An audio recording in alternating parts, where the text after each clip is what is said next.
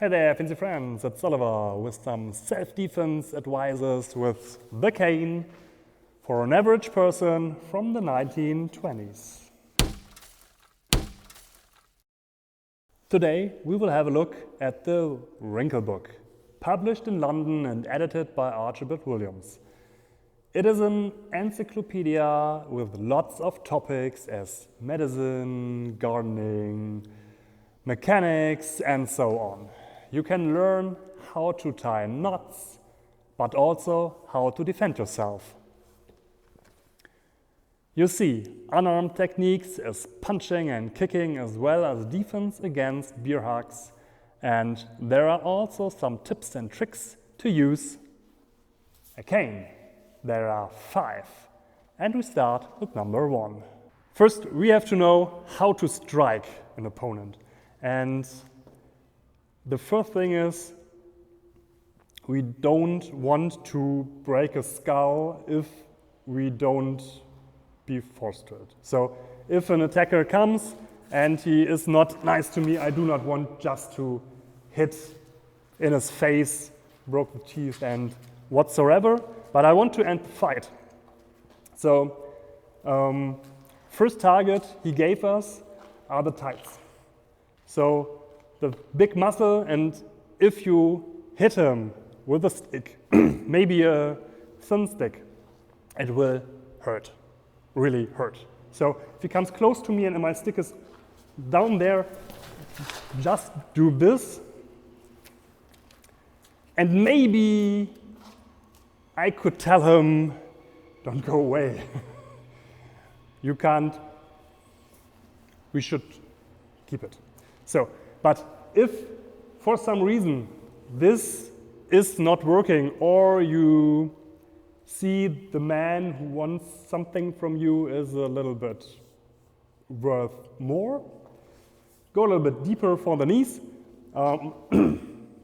I think I don't have to show you because he's a really nice guy, but big blows on the knees will settle that question also. So, as in Cobra Kai, a man who can't stand cannot fight. So, if he can't stand, he cannot run at me, he can't come at me, he can't fight me.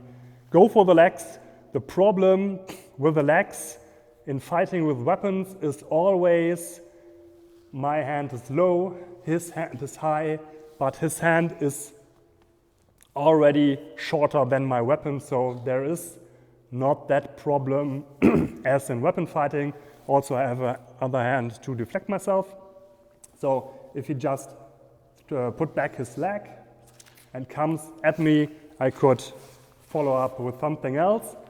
In weapon fighting it is worse because he can't hit my head when I hit his legs, but he has no stick, so no problem for me.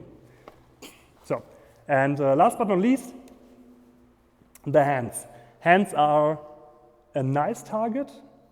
He wants to attack me with his hand, so I take him as weapon, and a stick blow to his fist will probably broke it. But the problem is fists are moving in some ways, and it could be possible I miss it 1, 2, twice. And if I start here and I miss it here, he comes at me, I miss it, maybe I go for the legs either. So hands are nice, but you have to aim well for the target. Second point is thrusting. So I heard you saying, don't thrust at the opponent, don't put the stick in his range, he will grab it, and then you lost it. Probably. But this is not topic today because the advice is thrusting. A thrust with a stick to the mark or something will hit really hard. Also in the face and on the throat, but we are advised also to skip this if the danger is not too big. So if you are good at thrusting, as for example you're a fencer, use it.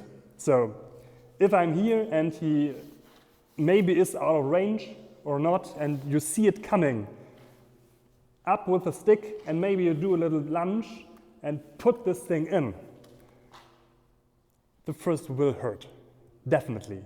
If you don't evade it, if you don't grab it, this is your chance. So first thing, hit, and what you also said is you will not stop here, you can't hold it here, but now you have to rapidly thrust at the opponent, which is, I don't know. Huh?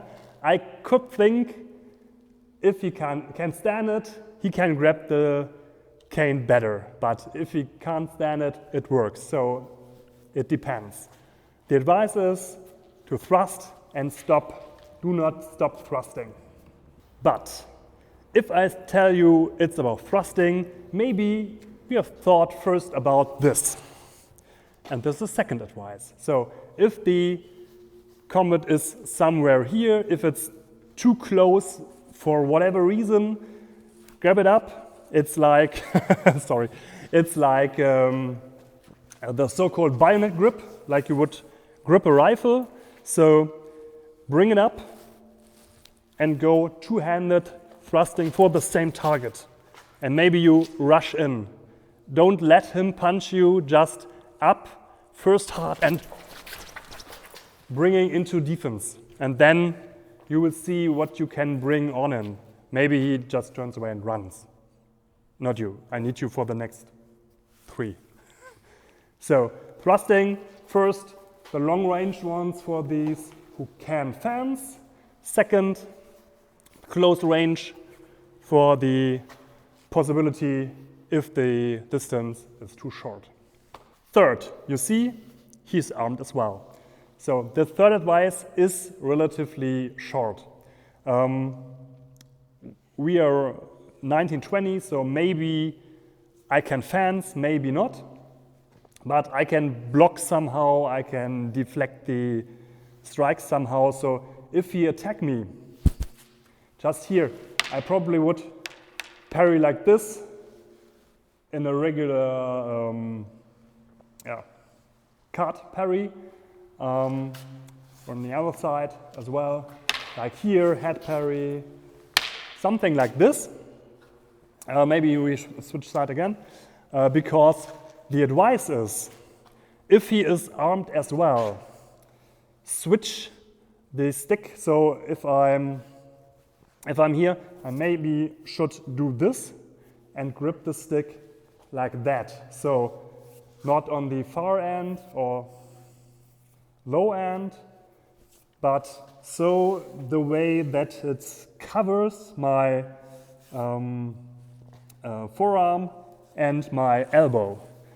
Not to use it, so if he strikes at my head, I do not should use it in a boxing-like block, but to be more safe for my arm and elbow. So a thing already happened is he strikes us the side, and I parry here, and he strikes a little bit lower, and I pull it down. Sometimes I pull it down too late or whatever, and then there is something, just in case, for my faults. So just use it as a passive block, and as usual, use your stick as well. But you see, I grab it short, he grabs it long, so if he comes at me and I want to repost, I have in some case shortened the distance in the parry. Okay, this was 3. 4. 4 is about hooking.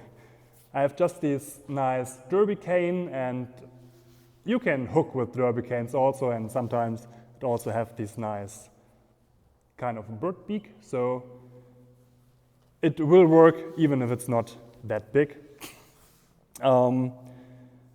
He tells us about 2 ways of hooking, and you may know from another video I am not a big fan of hooking, but it can work.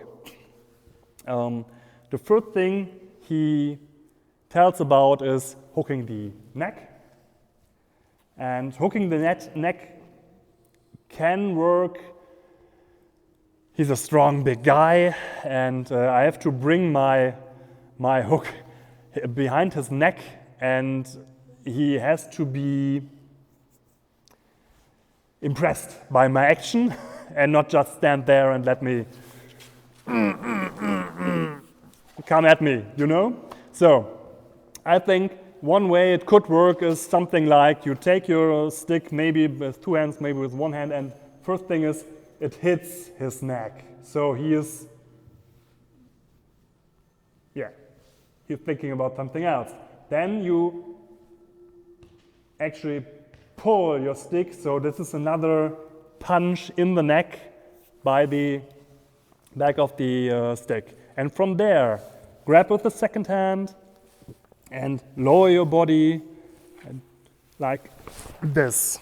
So the advice is to pull him and throw his face all over the cobblestone, but we do not want to do this because it's not R-rated today, so we just would do this.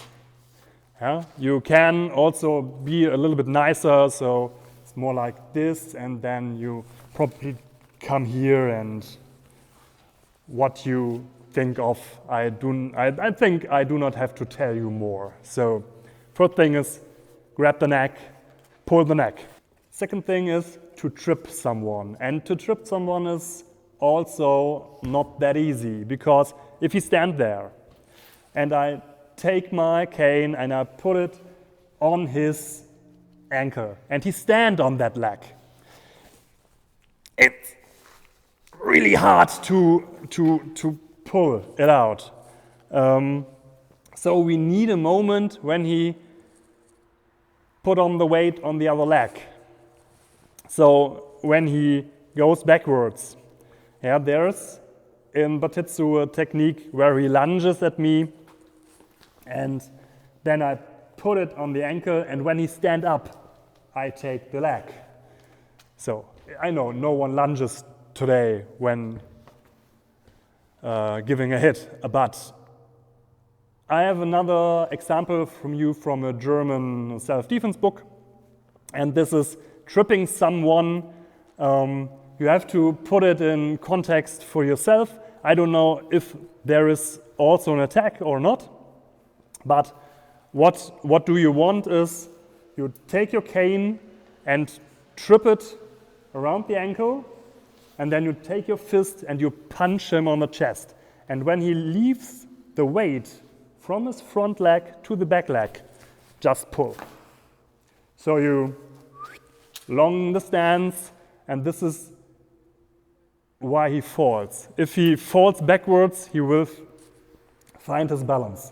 So it's not like you pull here and you push here and he does this. But this is, now we are both fighting, and I don't know what will happen next. But if you trip him here and you just pull his weight from here to there, you can pull him. And this is a possibility. But actually, you have to come in this position, and I do not know at the moment a good way to come in this position in a situation I think about when I'm the good guy. But this is stripping the leg. And the fifth is about apple strikes. It's easy as well.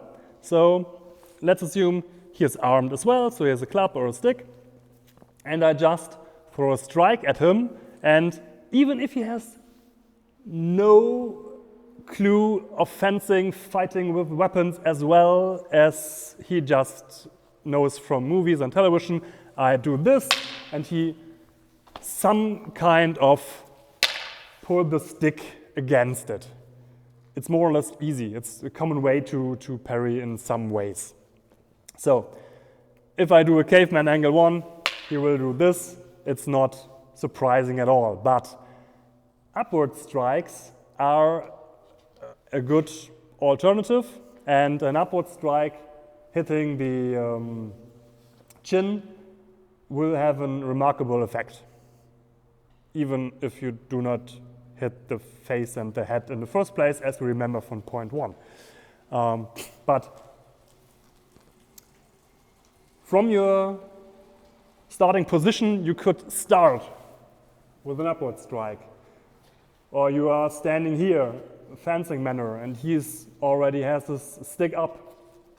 So you can just bring him up here or up here. And it's already more complicated to parry it. So I'm bringing my arm up and I see in his eyes he will parry it here. So I bring his arm up and I come from underneath and his teeth are gone this way, and we finish this off with a cider or beer in the next pub. And yeah, these were the 5 self-defense advisors with a cane from around 100 years ago. I am for sure not the first one on this material. As I saw and read it, I was remembered at the self-defense book by Percy Longhurst around 1906. And I'm glad to see the same conclusion on bartitsusociety.org. And by the way, it's a page with lots of knowledge around Bartitsu and its connections. And you could spend hours of reading. And it's for free, like our channel.